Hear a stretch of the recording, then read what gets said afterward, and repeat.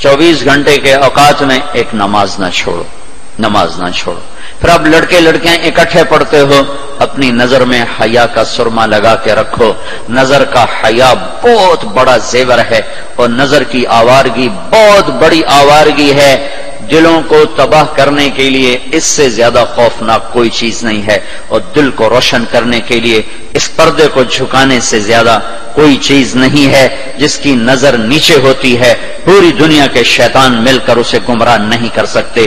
جس کی نظر اٹھ جاتی ہے پوری دنیا کے جنید بغدادی اس کے دل کو پانی نہیں لگا سکتے اور اس کے دل کو نرم نہیں کر سکتے۔ آنکھوں کے غلط استعمال سے جو زہر اندر جاتا ہے اس کا کوئی تریاق کوئی نہیں ہے، تریاق کوئی نہیں ہے۔ اور نظروں کو جھکانے سے جو طاقت اندر جاتی ہے اس کو تباہ کرنے کے لیے کوئی بم بلاسٹنگ نہیں ہے، کوئی گولی نہیں ہے، کوئی بلٹ نہیں ہے۔ یہ ایسی طاقت ہے کہ عرش تک انسان کو پہنچا دیتی ہے، یہ ایسی طاقت ہے کہ فرشتوں کو اس کے قدموں میں جھکا دیتی ہے۔ یہ ایسا نور ہے کہ جب تمہاری آنکھ بند ہوگی تو اللہ کی قسم سورج چاند کا نور بھی تمہارے نور کے آگے شرمائے گا، ماند پڑ جائیں گے یہ نور۔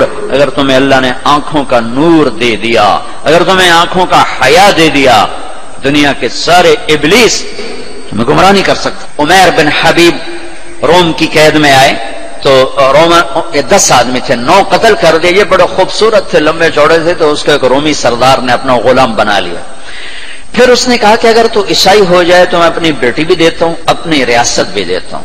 تو انہوں نے فرمایا کہ سارا ملک عرب بھی دے دے اور ملک روم بھی دے دے، میں ایک پل کے لیے بھی اپنا دین نہیں چھوڑ سکتا۔ پھر اس کو ایک ترکیب سوچی، اس نے ایک گھر پورا خوبصورت فرنشڈ اس میں ان کو بند کر دیا اور شراب بھی رکھ دی، کھانا بھی رکھ دیا۔ ایک خوبصورت لڑکی کو تیار کیا کہ اس سے گناہ کرواؤ۔ وہ آ گئے، وہ گناہ کی دعوت دے رہی، یوں بیٹھوں۔ 3 دن گزر گئے، 3 راتیں کچھ نہ کھایا، نہ نظر اٹھائی، نہ پیا۔ 3 دن کے بعد وہ لڑکی کہنے لگی تو کیا بلا ہے، نہ تو نے کھایا نہ تو نے پیا نہ تیری نظر اٹھی، کون ہے تو، کیا ہے تو، تمہیں کون روکتا ہے؟ تو فرمایا کہ اب تو میرے لیے شراب بھی حلال ہے جس حال پر میری پیاس پہنچ چکی ہے، اور سور پکا کر رکھا ہوا تھا کہ یہ گوشت بھی میرے لیے حلال ہے جس سطح پر میری بھوک پہنچ چکی ہے، لیکن میرے رب سے مجھے حیا ہے جو مجھے دیکھ رہا ہے۔ میں یہ کام نہیں کر سکتا لڑکی، 3 دن کی بجائے 30 دن یہاں بیٹھی رہے، میں یہ کام نہیں کر سکتا، میری جوانی امانت ہے، اس پہ داغ نہیں لگ سکتا۔ وہ کہنے لگی تیرے جیسے انسانیت کے تاج کو میں قتل نہیں ہونے دوں گی، میں تمہیں چھڑاؤں گی۔ باہر نکل کے کہنے لگی سردار تو نے مجھے کس کے پاس بھیجا ہے؟ لوہا ہے، نہ کھایا نہ پیا، یا پتھر ہے کہ ایک دفعہ اس نے نظر اٹھا کے نہیں دیکھا، میں کہاں سے اس پہ ہاتھ ڈالتی؟ اور پھر رات کو آئی، ایک تھیلے میں کچھ کھانا اور ایک مشکیزے میں تھوڑا پانی، اور اس کو چپکے سے نکالا، کہا کہ یہ دیکھو تارا، قطب ستارہ دیکھا، کہ اس کو یہاں رکھنا کندھے پر اور چلتے رہنا، رات کو چلنا دن میں چھپنا۔ اگر اس کو تم نے اس سیدھے کندھے کے ساتھ رکھا تو ایک دن تم عراق پہنچ جاؤ گے۔ یہ کردار تھا جس نے صحرا نشینوں کو کیسر اور کسرا کے اوپر جھنڈے گاڑنے کی طاقت عطا فرمائی، توفیق عطا فرمائی اور قوت اور قدرت دی۔ اپنی 24 گھنٹے کی زندگی میں تمہاری ہاسٹل لائف ہے، پارٹیاں نہ بنو۔ میرے دیش کو مذہبی نفرت نے بھی برباد کیا ہے اور سیاسی نفرتوں نے بھی برباد کیا ہے، سارا ملک زوال کا شکار ہے۔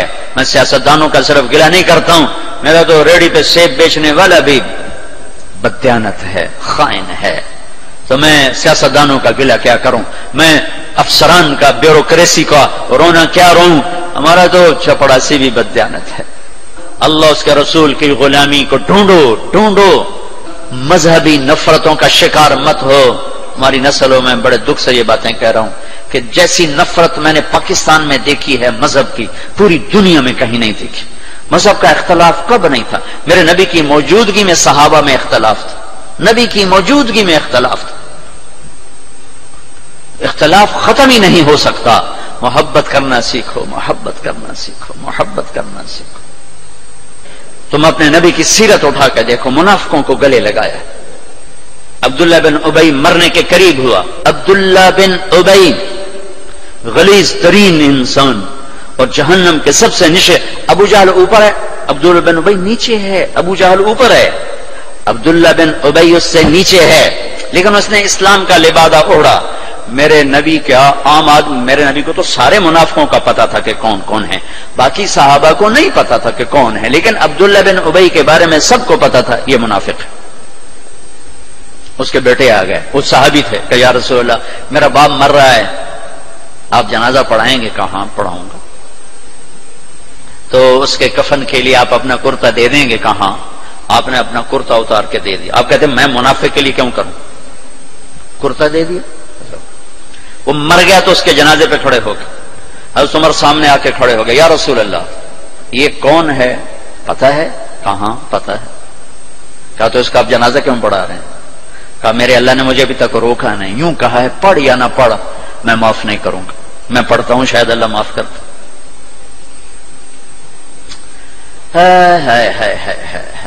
ایک جگہ تو ان تستغفر لهم 70 مرة فلن يغفر الله لهم، اے میرے نبی 70 دفعہ پڑھ دے جنازہ میں پھر بھی معاف نہیں کروں گا. تو میرے نبی نے فرمایا ہے اگر میرا اللہ کہتا کہ اے میرے محبوب اگر آپ 70 دفعہ ان کے لیے دعا کریں گے جنازہ میں معاف کر دوں گا، تو ہم نے کہا میں اس کمبخت کا 70 دفعہ جنازہ پڑھا دیتا. اس کے امتی ہو کر سلام کا جواب نہ دیں، ایک دوسرے کے پیچھے نماز نہ پڑھیں اور کفر کے فتوے لگائیں. اور آپ نے پڑھا دیا اور فرمایا ابھی مجھے اللہ نے روکا نہیں، اختیار دیا ہے شاید بخشا جائے. وہ اس کی میت کو لے کر گئے، وہ جلدی نکل گئے، اب ذرا پیچھے رہ گئے تو اس کو قبر میں اتار دیا تھا. ہم نے کہا باہر نکالو. اس کی میت کو باہر نکالا، اپنا لعاب اپنی انگلی پہ لگایا اور اس کے منہ میں ایسا ڈالا کہ شاید اللہ اس کی توفیل ہی اس کی بخشش فرما دے. اس منظر کو دیکھ کر 100 منافق کلمہ پڑھ گئے. 100 منافق کلمہ پڑھ گئے. میرے بچوں ایسے علماء کا اعلی کار مت بنو جو تمہیں دست و گرے باں کر دیں، جو تمہیں مسلمان کو کافر پیش کریں. مسلمان بنو، مومن بنو، مسلمان بنو. اللہ نے ہمارا نام یا مسلم رکھا یا مومن رکھا. میرا تیرا تعارف ایمان ہے، اسلام ہے. ایک دوسرے سے ایسی نفرت، امت تو ختم ہو گئی، گروہ بن گئے، فرقے بن گئے، ٹکڑے ٹکڑے ہو گئے. تو اللہ کی مدد کس پر آئے؟ کس پر آئے؟ کیوں آئے؟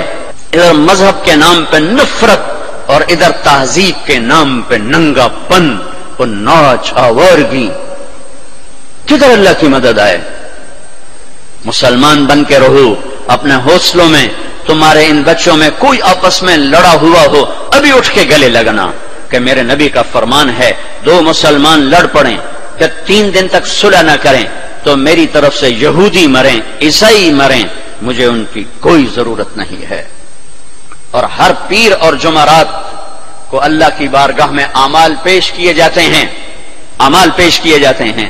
جب 2 مسلمان، 2 عورتیں، 2 مرد، 2 نوجوان، 2 لڑکیاں، 2 لڑکے، 2 بھائی، 2 پڑوسی آپس میں لڑے ہوئے ہیں، سلام دعا نہیں ہے، تو اللہ تعالیٰ فرماتے ہیں ان کی فائل واپس کرو، میں اس پر نظر رحمت نہیں ڈالوں گا. جب تک یہ توبہ نہیں کرتے مجھے ان کا کوئی عمل قبول نہیں ہے. میرے بچوں میں نے حوصل لائف گزاری ہے. ہم تو جانور تھے اور اس زمانے میں ایسے تبلیغ کا کام بھی نہ تھا. میں نے تمہیں پہلے بتایا کہ 2-3 لڑکے اقبال حوصل کے لان میں نماز پڑھ رہے ہوتے تھے، وہ باغیچے میں، نماز کا کسی کو پتہ ہی نہیں تھا.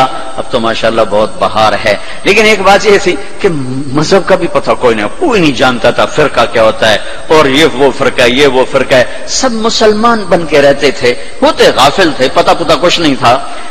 تو آج تو ماشاءاللہ بہت بیداری ہے. اللہ تعالیٰ آپ کو جزائے خیر عطا فرمائے. محبت سے رہو، الفت سے رہو، نفرتوں سے. ہماری آپس میں لڑائیاں ہوتی تھی، مذہب کے نام پر نہیں، سیاست کے نام پر نہیں، ویسے ہی وڈا کون ہے، میں وڈا دا میں چودھری دا میں وڈا ذمہ دار دا پتر، میں وڈے ذمہ دار دا پتر، اس پہ لڑتے تھے. ویسے کہ کبھی مذہب کے نام پہ ہو اور کبھی سیاسی، ایسا کبھی نہیں تھا.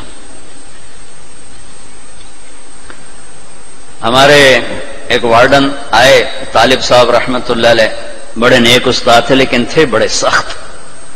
یہ استادوں سے کہتا ہوں ڈنڈے نہ اٹھاؤ، محبت کے پھول دو. وہ استاد نہیں ہے جس کے نہ آنے کی کمی طلبہ محسوس نہ کر کہ آج ہمارے ٹیچر نہیں آئے یار.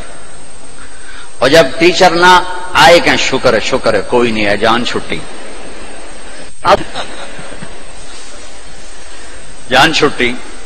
وہ استاد نہیں ہے. باپ گھر میں داخل ہو اور بچے ادھر چھپ رہے ہوں کہ ہیڈ ماسٹر آ گیا ہے، پیو نہیں ہیڈ ماسٹر آ گیا ہے، تو وہ باپ نہیں ہے، ناکام باپ ہے. ناکام باپ ہے جس کو دیکھ کر بچے لپکیں نہیں، بڑے یا چھوٹے. جس ماں کی کمی کو اولاد محسوس نہ کرے، جس باپ کی کمی کو اولاد محسوس نہ کرے، وہ ناکام والدین ہیں. ڈنڈا، سختی، یہ میرے نبی کا طریقہ نہیں ہے. محبت محبت محبت. وہ تھے بڑے یعنی مہربان تھے، لیکن وہ زمانہ ہی تھا ڈنڈے ڈنڈے ڈنڈے ڈنڈے، کان پکڑو ڈنڈے، کان پکڑو ڈنڈے. سختی سے بچے جھوٹ بولتے اور استاد کی سختی سے لڑکا جھوٹ بولتا. والدین کی سختی سے اولاد جھوٹ بولتی. والدین اپنے بچوں سے دوستی لگانے کے بجائے ماں باپ بن کے دکھاتے ہیں، تو وہ اوروں کو دوست بناتے ہیں. جب وہ اوروں کو دوست بناتے ہیں تو وہاں سے غلط فیڈ ہوتا ہے، پھر غلط راہوں پہ چلتے. چوتھی جماعت میں پڑھتا تھا. ماسٹر شفیع صاحب رحمت اللہ علیہ ہمارے استاد تھے، بڑے مہربان، ہمدرد، لیکن بہت سخت، بہت مارتے تھے. سردیوں کے دن تھے اور ہم کوئی 20 لڑکے تھے چوتھی جماعت میں. میں بیٹھا تھا 12ویں نمبر پر اور انہوں نے سوال لکھایا سلیٹ پر. کوئی اوکھا سا سوال تھا، وہ کسی کو نہیں آیا. پہلا لڑکا اٹھا، سوال غلط، ٹھو ٹھو ٹھو ٹھو ٹھو ٹھو. میں نے دیکھا مجھے بھی نہیں آتا، میرے پسینے چھوٹ گئے. میں کہہ آج خیر کوئی نہیں. پھر دوسرے کی باری آئی، ٹھو ٹھو ٹھو ٹھو ٹھو. پھر میں نے سوال کو سوچنا چھوڑ دیا کہ میں جان بچانے کے لیے سوچنے لگا کہ آج میں جان کے میں بچاؤں کہ ڈنڈے نہ پڑیں. اب وہ قریب آ رہے ہیں اور میرا کمپیوٹر ادھر چل رہا ہے، یا اللہ کہ میں آج بچا، سوٹے ہیں تو بچا، سوٹے ہیں تو بچا. جب رہ گئے نا کوئی 3 لڑکے تو ایک دم میرا کمپیوٹر کھل گیا.